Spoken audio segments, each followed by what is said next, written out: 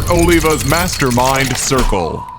Welcome back, everyone. Welcome back to another Mastermind session. I'm really excited for today's session, like I am with all the sessions.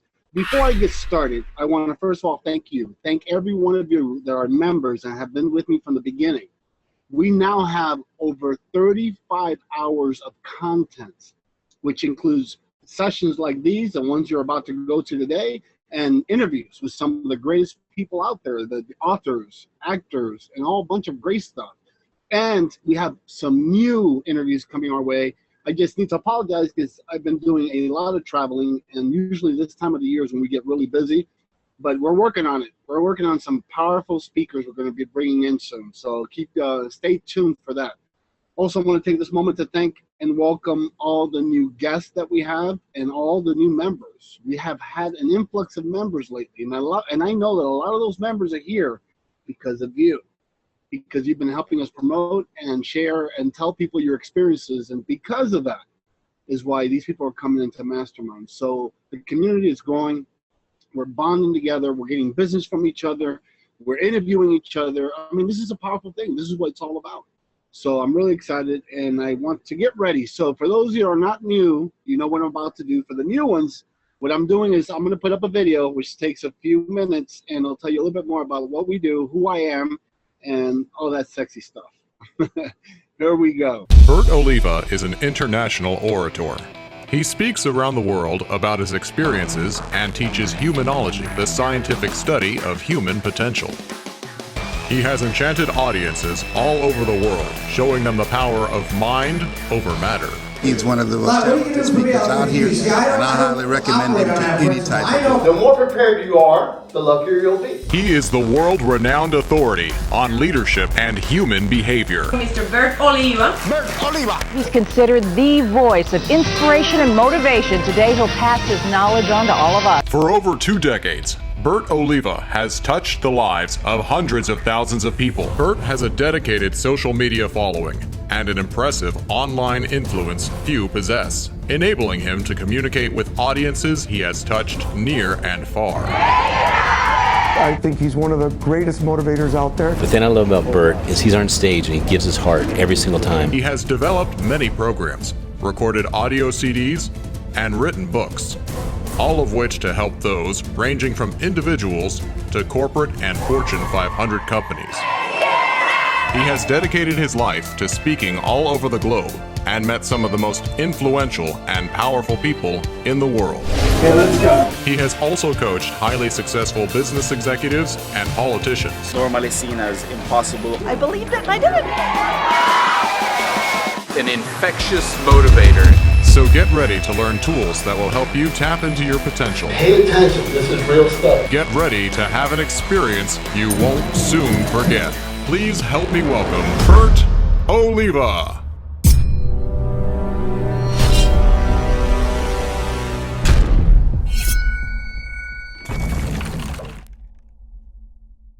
Today we're going to talk about bosses versus leaders. And there's a thin line. And a lot of times we cross those lines. And then we're wondering why our organization or even in our family household, sometimes we treat people in our family like we're bosses or leaders. So how many of you guys want to know the difference and see if some of these things, some of these tools you can apply in your life? Raise your hand. Make sure you guys raise your hands. All right. Now, before I go further, I have another memo I want to bring up. We're going to be doing a lot of traveling. We're going to Ecuador. We're going to Jamaica. We're going to Grand Cayman, and we're going to Mexico. I'll be traveling September and November and have a couple other gigs coming up.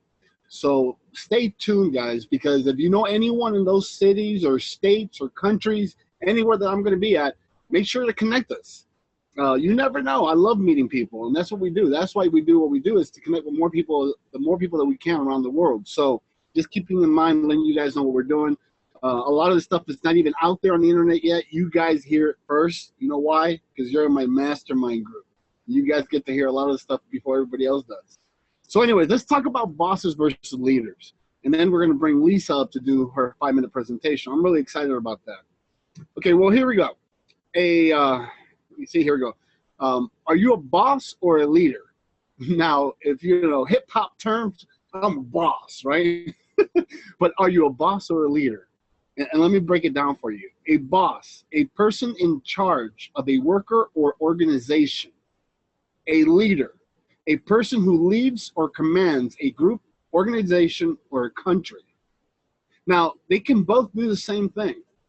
However, one does it a little bit different. And because of making that little difference, bosses that become leaders are the ones that make it to those Fortune 500 companies. Those are the ones that take their organizations and their group to that next level. So you guys want to know more about this? If you do, raise your hands. Come on, guys. I want to make sure you're with it. There we go. Number one, a boss takes credit for himself or herself. Whenever they do something, they say, I did it. My company. You know, what I do. And you'll see a lot of those. Usually that happens in the beginning of an organization or in the starting of an idea or of a small business. Usually you get a lot of that. The more that business starts to grow and they start leading, the person has to become a leader in order for that organization to grow, things shift a little bit. But a leader gives credit to others. See, this is really important. A lot of times in my organization, if you guys know, I have 3 companies. You know, I have the seminar, I have the motivational missionary tour that we go around the world speaking to youth. And I also have the BOWA Studios, where we do a lot of production, high-end productions for companies. We've been doing this for years. And I get involved in a lot of those productions. And a lot of times they're like, hey, you know, LJ did a great job. And it was something that LJ and I did. And I give him all the credit. And he does the same thing. And that's what's important, because you lead, you teach by examples, by taking action, not just preaching. So being a good leader, make sure you give credit to others. Don't worry. At the end, you're going to get a lot more credit. It's not, as crazy as it sounds, that's the way it works. Number 2, a boss is your superior. A leader is your colleague. They work together. See, a boss, when you work for a company and that company has a boss per se, a lot of times, especially big companies, a lot of times that boss ends up going to lunch by themselves, going on vacation by themselves. It's like they're detached. Even though they have great minds and they're doing a great job for the organization, but there's no connection. As a leader, you're part of the colleagues. You guys can hang out together. You get to know one another. There's a thin line. As long as you don't cross that line, everything will be great. So, you know, this is just another example. And if you have a paper and pencil, please write this down. Take notes. If you're doing a lot of this stuff in your organization, I celebrate you. If you're not, then there's something that you can learn and apply immediately. That would be great. But remember, at the end, you can always come back and get all the reviews that we have, all the content that we keep posting up for you guys to have an encyclopedia of knowledge on your fingertips. That anytime you need something knowledgeable, like I believe Mastermind talked about that topic or interviewed that person, you can go back and look at it. But if you're able to take it down now, that's really more important. Number 3, a boss uses people. Now they don't really use people. You know, people get paid, people work, people do their job. But it's not the same as a leader. A leader develops people. For those people that have ever worked with me, and I've had large teams working with me for years, the day they walk in to the day they decide to leave the organization, they leave with so much knowledge. They leave with a full-blown craft, not a job description, a craft. They're one of the best in what it is that they do. Why? Because we develop them. We find their potential, and then we always say, look, this is what you're good at, master it. See, if you put Valerie, LJ, myself, Alexa, and Charles in one room, you know, he's a little bipolar. He's LJ or Charles. It all depends. But anyways, you put everyone in one room, we basically can all do the same type of work. You know, they've all been on stage, you know, and spoken to tens of thousands of people, you know, because we share the platform. They've done, you know, we do the computers. I used to do video editing. I used to do the programs. We've done, every one of us has done something similar to the other. However, each one of us is a master of one part of the company. That's why when you see the work that we pull out and you see the stuff that we deliver, it's second to none. And I'm not just saying that. The reason it is because there's so many experts working on their craft to make sure that what we deliver is different. So that's what leaders do. Number 4, a boss evokes fear. You know how many of you ever had those bosses, especially when you were younger and you might have worked for some of those companies like Burger King or McDonald's? I'm only kidding. But those companies that they'll go ahead and have this guy or a lady that's a boss, and they want you to make sure that you know that they're the boss. So they make sure they become strong and aggressive, and they try to get their point across. And there's nothing wrong with that. However, that's not how you grow an organization. Boss evokes fear. A leader evokes respect. Respect one another. Respect our differences. We're all human beings, and sometimes a lot of stuff that we don't like are the things that we don't like of ourselves too. So those are the things you should think about. Number 5, a boss focuses on work. We got to get the work done. We work, we get paid. A leader focuses on the people. You make people happy, you will still get paid. You make people happy, they will work. And they will work harder than those that just do it for the money. See, these are little things, little tools that if you adjust them, your organization becomes a leader-driven organization. The results are huge compared to working for a company that just has a boss. Does that make sense? If you guys agree with me, raise your hand. Come on now. I want to make sure you guys are with me. Now let's go to number 6. A boss thinks short term. We got to close this deal. We got to make these things happen. We're at the end of our first quarter. We're at the end of our fourth quarter. That's the way a boss thinks. A leader thinks about the future. We're going to do our next quarter like this. We're going to approach it differently. In 6 months, we're going to be at this level. 2 years from now, we're going to take over the world. So at the end of the day, it's all, again, leaders think different than bosses do. Because I'm a boss.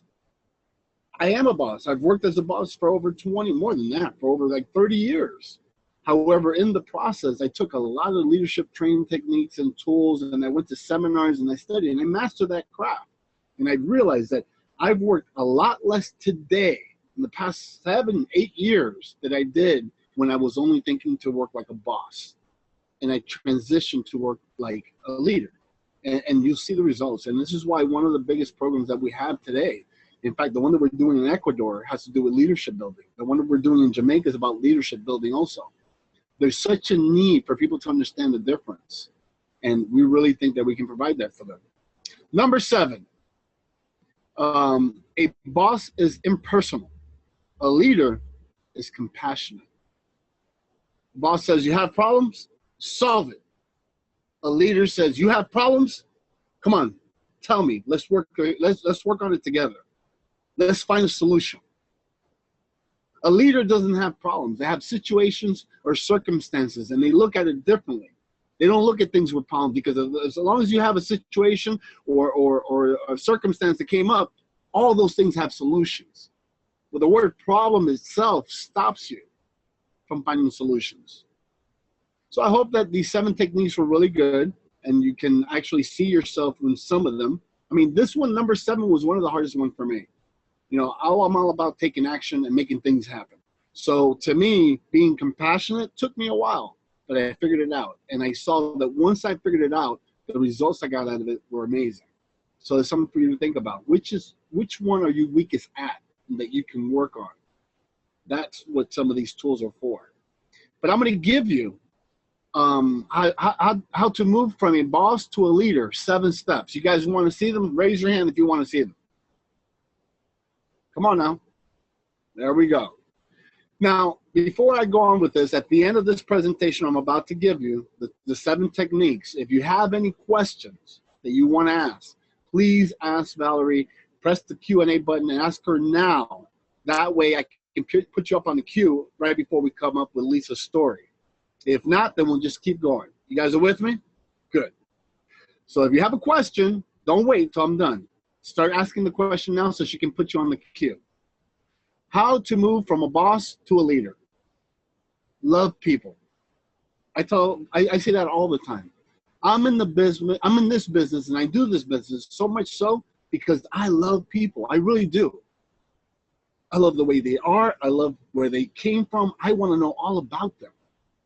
I'm the type of person that when I go and we're having a conversation and I'm the one asking open-end questions, like, really, so how did you get here? How did you start that? And I don't just do it as a sales technique. We can talk about that in another session. I do it to see how we can connect or relate. There's something that we can relate with. I really care about people, and people can tell. They know the difference.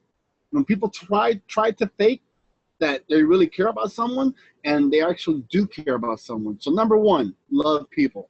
Number two, guide. Don't control and your team. Guide people in the right direction. Don't control your team. Work with them and work with your team. Build a team. Build a strong team like a family. Here at BOWA World, my team is my family. We travel together. We do crazy stuff together. I mean, we have fun. We vacation together. We don't have vacations because I don't believe in vacation. I believe in workation. But we do all these things together. These are some of the tools that you can use to go from boss to leader. Here, number three, be adaptable. Be willing to adapt to any situation that comes your way. There's maybe something that comes your way tomorrow morning, and it's not something that you're used to or something that you said that you would never do. But adapt yourself. A leader can adapt. Find ways of finding the solution without confronting the situation. Does that make sense? Here, number four, delegate. Delegation is key. Most bosses, and I know this from experience, we do everything right. And no one can do it better than us. You ever heard that before? So what happens, that gives you a bottleneck. You're not going to expand from that. You're killing yourself. You're working ridiculous hours. You're trying to do everything. You're trying to do the marketing. You're trying to do the advertising. You're trying to design videos. You're trying to do the social media. You're trying to do the presentation. No, you're going to burn out. Delegate. Who's the best person on a camera right now? LJ. LJ has 3 other guys working with him. He's the one in charge of those 2 other guys. Who's the person that can handle my controls right now doing this webinar? Valerie, not LJ. See, you delegate. Instead of me doing everything, when I get the right team and my team, I delegate the tools to them for them to actually do. I delegate to them what they need to do, and they do it really well, and they master it. We have an extremely powerful team.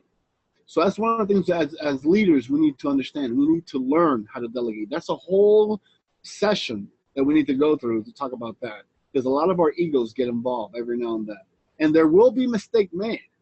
It's how you handle those mistakes that make a difference, that makes you a different, because you're able to handle it differently and you see things different. Number 5, give credit, accept blame. If something happens in our organization, I don't blame everyone in the organization. I take the blame.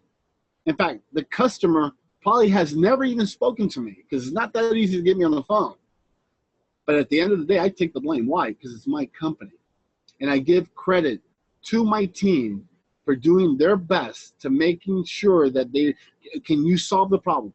Did they solve the problem? What could we have done so this doesn't happen again? You don't go into a brainstorming session. You go into finding the solution so this doesn't happen again, and accept the blame and grow from it. Number 6, practice risk acceptance. If you really want to grow, you got to take a risk in everything you do. And when I say practice is because you take one step at a time. You take a small risk today, or maybe a bigger risk for the week, and then a risk for the month. Next thing you know, you're doing a risk a year, 5 risks a year. You got to take a risk in order to build that bar. In order for that bar to go up, it goes up depending on how much risk you put into it. So it's really important that you practice risk acceptance. Number 7, motivate. Go out there and motivate. Motivate your clients. Motivate your prospects. Motivate everyone you can. Also, make no mistake, motivate yourself. Go out there and become teachable, become coachable. Go out there. I mean, in order for me to be where I'm at today, I've been coached by some of the best coaches in the world. I've gone through some of the best programs in the world, and then I take my team with me. So it's a win-win for everyone. So these some of the things that I'm telling you. These are 7 tools. And if you apply 2, 3, 4 of these tools, it will change the way you're doing business today. Even if you're working for a company and you're not a boss, just using these tools will make you a boss. Give it a shot. I hope you like it. I really enjoyed putting this list together for you. So if you have any questions, do we have any questions, Val?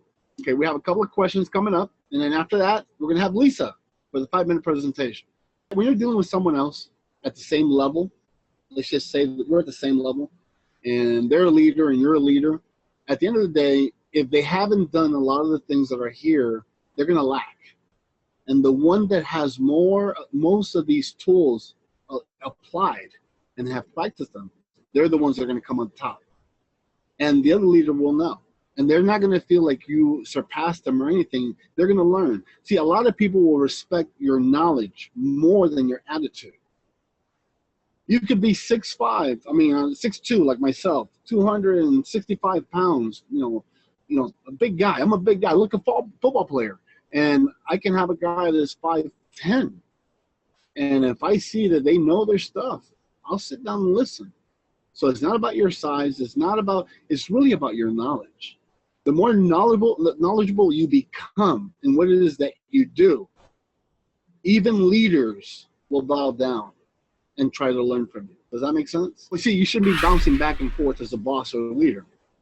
When you leave school, you're being taught to become a boss, not a leader. Once you're in the real world, in the corporate world, that's when you start, polishing your axe and realizing that, you know what, I'm ready for the next level in life. And in that next level in life, to lead, you want to become a leader, to lead countries, to lead corporations, lead a bunch of anything you want to do in life. You want to lead. You got to learn the trait. You got to learn the systems. So it's not like you're going to be bouncing back and forth. It's not like, well, today I'm going to be mad and tomorrow I'm going to be happy. No, either you're a good person and you work on that every day, and you're going to have bad days and good days, but at the end of the day, you're a good person. Well, if you work on becoming a leader and you really do it and you engulf yourself with all the information you can, that's what you're going to get. You're not going to be bouncing back and forth. You're going to have good employees, bad employees, sneaky employees, aggressive employees, but you will be a good leader. So you'll be able to handle all those types of employees. Does that make sense? Okay, we got one live, and then I'm going to go in to do the Lisa 5-minute presentation. Thank you so much for asking those questions. I am James Ito, Inspirational James. I'm calling from New York, Long Island. My question is, see, I found myself, I used to be a follower, and now for the past maybe 6 months now, I become a leader. What is a good advice you can give me to make myself more better? You know what I mean? Yeah. Because I'm doing the Inspirational James, and I want to be a good leader. You know what I mean? I want to be that person that, like, oh yeah, James, man, I got to listen to him. I got a lot of people following me, and I didn't think I can ever be a leader. I told you this before. I said I was always a follower. I'm never a leader, but now I'm finding myself being a leader. All right, let me give you a couple of things. Number one, if you remember the intro of the Mastermind, in order to be a good leader, you have to be a good follower. So you will obviously, when you were doing what you were doing, you were a good follower and you learned a lot. So now it's time for you to lead. So in order for you to become a better leader, pick up some books. Go ahead and study leadership tools. Go ahead and we put this up. Go ahead and go through it 3 or 4 times. Take down notes. Apply yourself. A good leader also is a real person. It's not a person, because people can tell. They don't have to go to a seminar and learn how to read body language to know if you're saying the truth or you're not. People have intuition, and you have that good vibe, James. When people hear, they see you talking, they feel that vibe. That's why your radio station is growing. So you need to own it. You need to say, I am a leader. Not I was not a leader, not I'm not such a great leader. I am a leader. You need to own it. In fact, do it. Say, I am a leader. I am a leader. No, but really own it. Own it. I am a leader. That's what I'm talking about. I am a leader. That's what I'm talking about. And if you do that 3 or 4 times right before you start your radio show, your energy will be different on that show. Give that exercise a little bit. I mean, it's kind of, people will say that's kind of kooky, kind of funny. Man, crazy people succeed. I go on here and I am a leader. I am a leader. And guess what? When I talk to people, they feel a leader in me. You know, you have this, we're human beings. We have all this much greatness inside of us, and society, situations, circumstances try to hold us back. Why? When we need to just get out of it. Get out of that shell. Bring that person that's inside outside, and your world will change. Wow. Thank you. Thank you, James. You know, you have a team. Something went wrong, and there's one of those person. Let's just use this as an example. You have a team of 5. Something went wrong, then one of those 5 people need to realize, okay, someone needs to take charge. And the person that takes charge, that's the leader. That's the one that has the leadership instilled in them. And usually it takes a problem like that to get them to come out and then realize as a team, how do we solve this? How do we find solutions for this? And how do we talk to these people the way that we should in order to, you know, blow out the fire, in order to make sure that we continue to do business with these people. So what I look at is it's a perfect opportunity. If this has ever happened to you and you were the one sitting there that you knew you had a way to get out and you wanted to speak up, but you chose not to, the next time it happens, be the first one to speak out. Be the first one to take charge. Be the first one to lead. Because the thing is, you have a thought process. Once you think about it, chances are you can become it. But you won't do it because of fear. And fear is false expectations appearing real. Once you remove fear out of the way, the next thing you do is people will start telling you, dang, you're a leader. Woman, you're a leader. Kid, you're a leader. Because age has nothing to do with it. Gender, race has nothing to do with it. Here's a good quote, guys. You guys can write this down. A good leader takes a little more than his share of the blame. A little less than his share of the credit. We're at this part of the show. What we normally do is we have a member. Anyone that's a member can do this. And if you haven't done it, please sign up for it. We'll put you on the lineup. You know, we'll tell you it could be next week or it can be 5 or 6 weeks from now. Just do it. Get rid of that fear factor. What it is I like that people come in here and share a story. You know, the story. Like, for example, we've all had a test or a mess in our life. Test is part of a testimony. A mess is part of a message. So since we've all gone through something like this in our lives, you know, what's the process? What did you go through? And what was the lesson learned? Really important. So the most hardest thing to do is to do this within 5 minutes, which is another technique that we teach people, because the future of doing business, the future of communication is what you're doing with me right now. I could be anywhere in the world, and I do this every Wednesday, and I'm communicating with you live. So you got to get comfortable in front of that camera. You got to get comfortable talking to an iris, because you know that on the other side of that iris, there's a bunch of people. So number one, fear factor, being able to speak to a large group. That's difficult. That's one of the things we're going to break today. Number two, being able to speak to a camera and make people feel what you're going through. That's very powerful. And number three, just taking action. So we have today, our guest for today is Lisa. The way it works is that we have a timer. And I'll tell Lisa, you ready? Lisa will say, yes, I'm ready. I'll go ahead, start.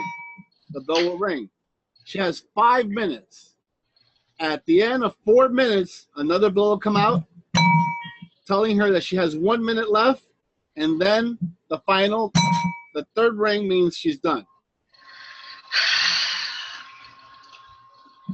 So are you ready? Ready as I'll ever be. Love it. Let me go ahead and open up my screen, and here we go.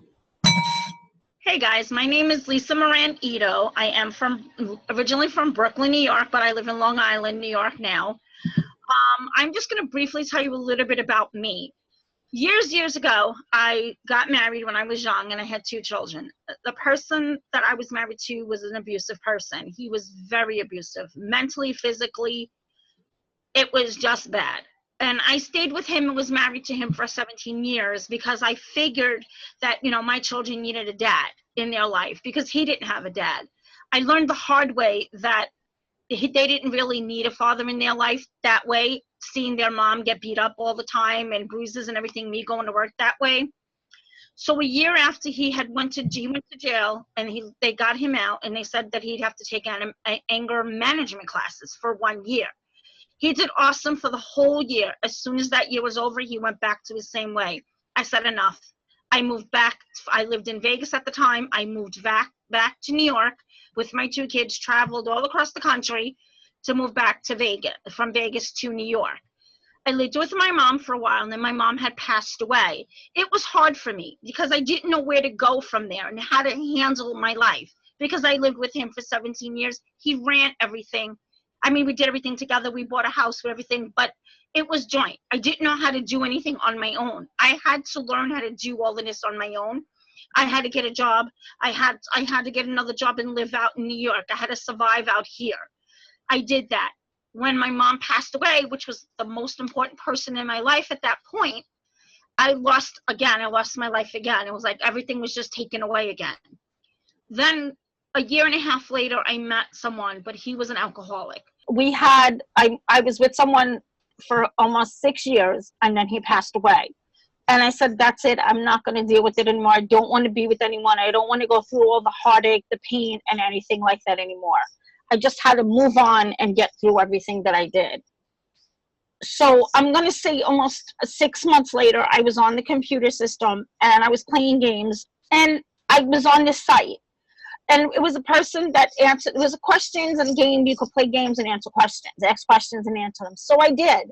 And I got this question is from this person, where do you see yourself in 5 years? My answer was different than what I'm going to tell you guys now. I said with a whole lot of money. Well, this person loved what I said, I guess, because 5.5 years later, I married the man. So we are married right now, which is Inspirational James. But is very hard. It was very hard for me to even trust anybody because I wasn't sure if it was another person drinking, using anything. Understand that my 2 previous relationships that I've ever had, they were both alcoholics. So it was kind of hard for me to trust anybody in my life again. But I did, and I trusted him, and I can honestly say my life has changed. I was not grouchy. I'm going to say I was a person that was always nasty. I didn't care what people thought. I didn't care about anything. I just cared about Lisa and Lisa only, my children, and that was it. When I met James, things started to calm down a little. I still was nasty. I still was, I didn't have a care in the world about nothing or anybody. Then I got on the group that I'm on now with Bert, which is BOWA World. And I could tell you in 2 years that I've been with him, I'm happy. I'm happy to say that I do things better. I see things differently. But if I didn't take that chance, even to meet James at that point, I would have never, I can probably say I would never be in the situation I'm in now, happy and enjoying my life. And just to push back, way back from when I was with my ex-husband, people say to me right now, you were better off that I left him. Because I'm going to say years later, this man is in jail for actually killing his first wife. For his second wife, sorry, because I was the first. So everybody is saying that God was with me and that I did the right thing. But sometimes I didn't think I did. I didn't think I was doing the right thing. I had 2 children. I didn't think I was doing the right thing of picking them up and moving back to New York when I had moved them to Vegas from New York the first time. But I can honestly say I am happy. I'm doing awesome. I love doing what I do right now. We have the show. I love being the producer of the show. We have so much fun doing the show together. I smile, I think, a little more than I've done 2 years ago, a couple years ago. I'm just learning to live my life better now, making the choices that I need to make, because right now I'm a diabetic and I have blood clots on the lung, and I have to choose the right way to go. Otherwise, I won't see my grandson, Patrick, grow up. And I do want to see my grandson grow up. That's all I got right now. You still got 25 seconds. Okay. Then I do want to also say, Bert, thank you for letting me be part of Mastermind tonight. I so do appreciate it. This is my first time doing this. Kind of nervous, but I think I got through it. Okay. 9 seconds. Anyway, guys, I'm glad that you all joined us tonight on Mastermind Circle. You all need to go on BOWAworld.com on live and join us there as well. All right, Lisa. Lisa, you're too cute. You're too much. You did great. I'm gonna tell you. Number one, you're gonna be doing a lot of this stuff when you guys start doing video with the radio show. You're gonna start doing a lot of this stuff with the radio show. So it's good that that you're practicing here.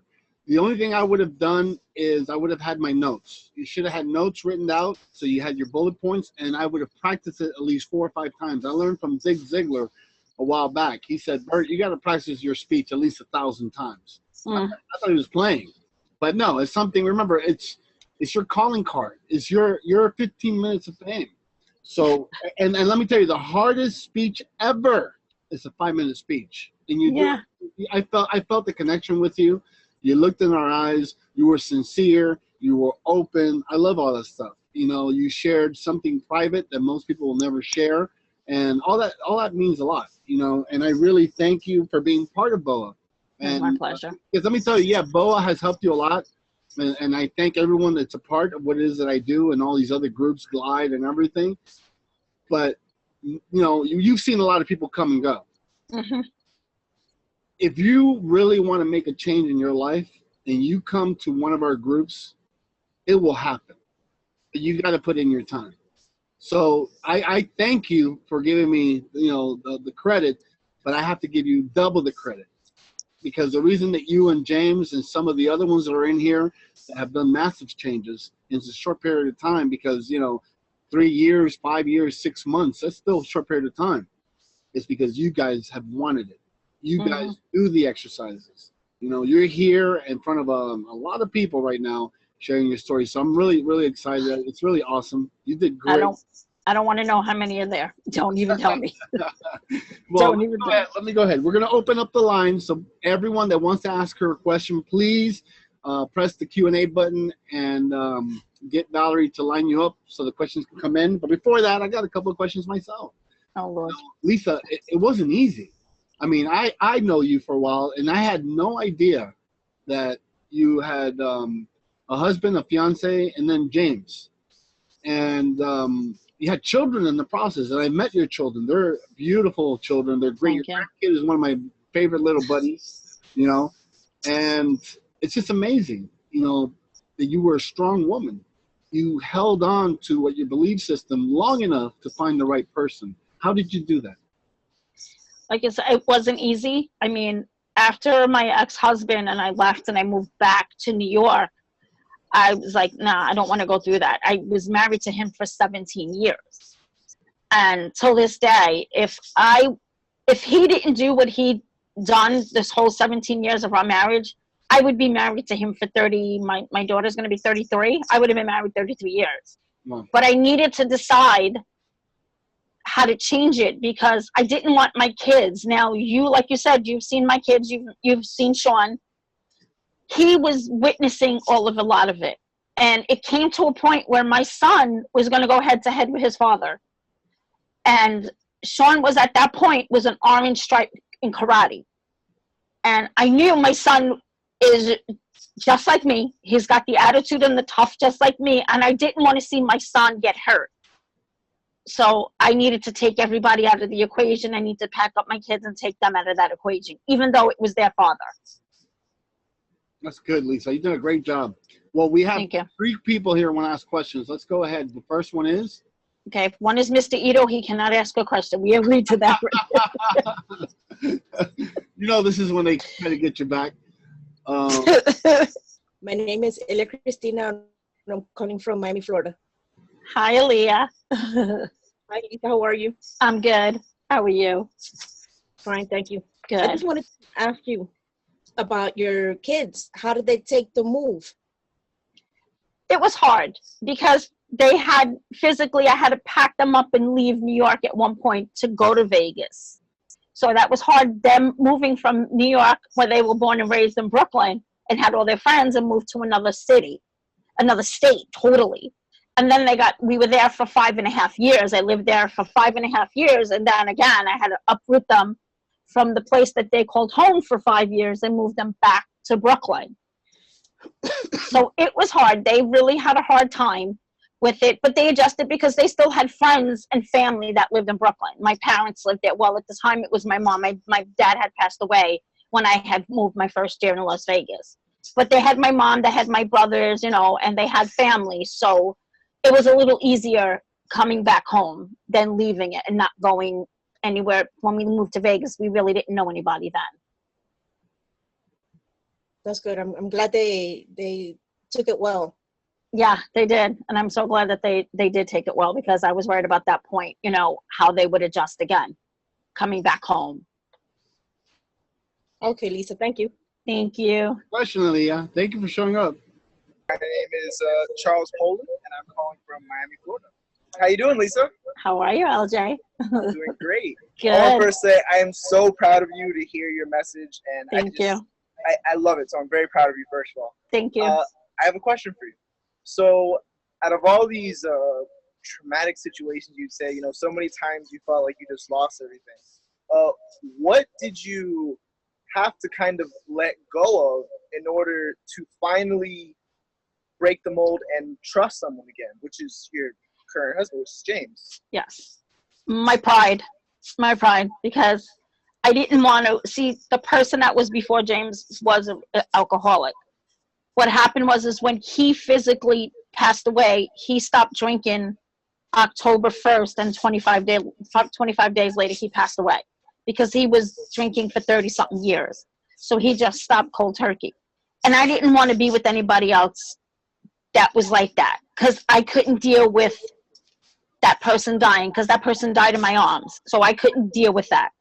And I said I didn't want to deal with it. And then when I met James, I was skeptical, because I said, okay, he said he was a recovering alcoholic. And at that point, I think it was 3 years when he was clean and sober. He was his 3-year mark. So, and I know that I heard about it because I was in Al-Anon because of the one that passed away. And I was like, I'm not sure I want to do this. I don't want to have to go through this all over. I don't want to deal with that. But it turned out he's going to be clean and sober 9 years next year in March. So it's been awesome. That's awesome. Well, thank you so much for your question. And once again, I'm so proud of you. Thank you, LJ. You have a great day. Bye-bye. Lisa, I think you're going to be a celebrity. There's a lot I of think I'm actually crying over here. So You know why you're crying? Because it's real. Yeah. Story, and this is important, and this is a form of therapy at the same time too. You're able to just talk about these things that are always inside of you. This is a great story, beautiful story. I had no idea. Yeah. Okay, we told you I didn't want this next person up and visiting. Say your name, where you're calling from. I'm Mr. Ito, Lisa husband from New York, Long Island. Actually, I got a couple of questions for you, but I'm going to give you two. You only allowed one. The first one is, you done went from a person that was drinking, heavily drinking hard, to a person that didn't drink. How did you adapt? Well, that's a good question, because it wasn't easy for me to adapt to it. I'm not used to, it's funny because I was used to arguing with the person and he would never answer me back. He would just go to bed and not want to deal with it. You, on a different hand, is different because you argued back with me. So we had some big fights because you actually physically argued back with me. I had somebody to rebuttal with, and one point I didn't like that part of it. I didn't like being rebutted or arguing with somebody that can argue back at me because I didn't win. So. Well, I'm going to tell you something.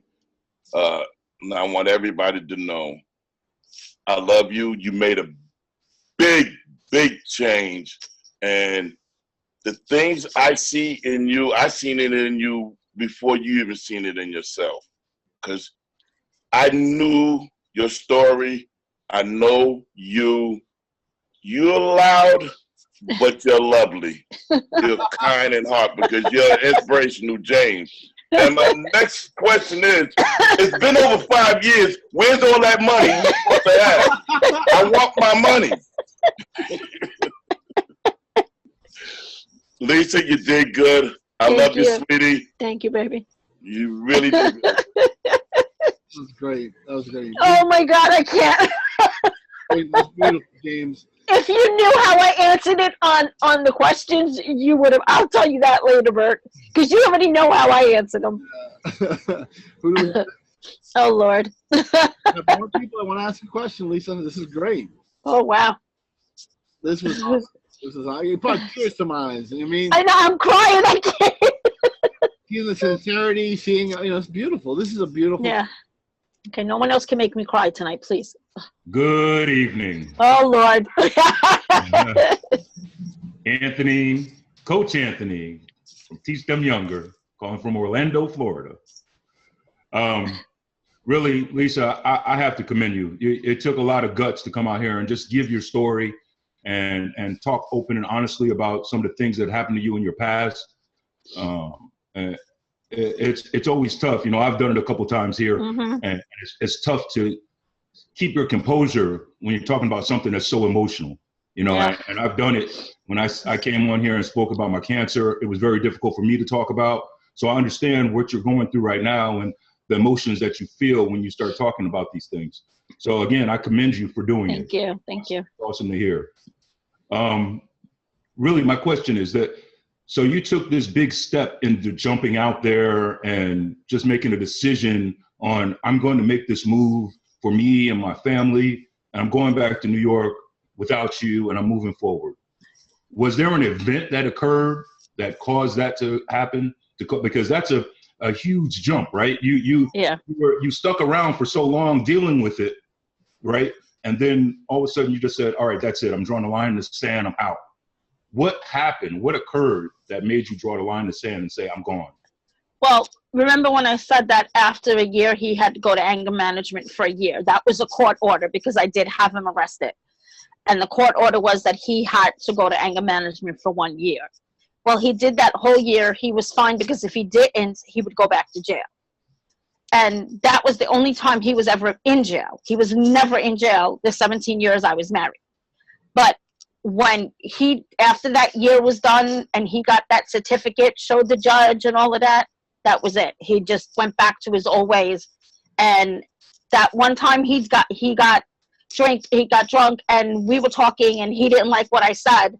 And he just hauled off and hit me. And I said, okay, you want to play that? That's fine. The next morning I packed my kids up and left. I said, I'm done. Yeah. Like I said, if I didn't, I wouldn't be here right now. Right. So, because he is in jail as of this day right now for killing his second wife. So, yeah. Yeah, I give you credit, Lisa, and I really appreciate hearing your story. So Thank you. Hearing that. Thank you. Thank you, Coach Ant. Hey, that was great. This is beautiful. I have one more message for you. Belinda Roldan, she can't make it because her voice is really bad. She's really I know. But her question to you is, she says she can't talk. What's next for Lisa? What's next for Lisa? Oh, excuse me. What's next for Lisa? Well, this point right now, I don't know. I don't have anything in concrete writing right now. Just work on the show with James, get that show up and running, and move forward. I go day by, like they do in recovery, they do day by day. Right now, that's all I can do right now. And watching Patrick grow up, that's my main thing, is to see my grandson grow up. He's already started school, so. That's awesome. Yeah. I love Patrick. I love his energy. Funk. I mean, he's awesome. So, all right. So I'm going to let everybody go. But before I go, Lisa, you did a great job. Thank you. A lot of people's lives were touched tonight. You can see how many people you had that wanted to talk to you. Funk move and a very inspirational one. So I want to thank you. You know, Lisa, Thank you for having me. I know you for a while now, and I see the tenacity. Well, you're tenacious. I mean, you're not going to give up, and I know where you're going is going to be really far, and then you and James are going to have an extremely successful radio show, and if I can do anything to help you guys, I'm always there, and just keep doing what you're doing. Keep making it happen. Thank you. Just show up. Just show up like you did last night so we can do more of those questions. Thank you so much, Lisa. I'm looking forward Thank you. Thank you. Thank you, guys. All right, guys, to everyone, my name is Bert Oliva. Remember to live life and don't let life live you. I will see you next Wednesday in another Mastermind Circle session. We're coming up with interviews, so stay tuned. Talk to you guys later. Register online and join us today for all new live interviews and weekly topics only at themastermindcircle.com.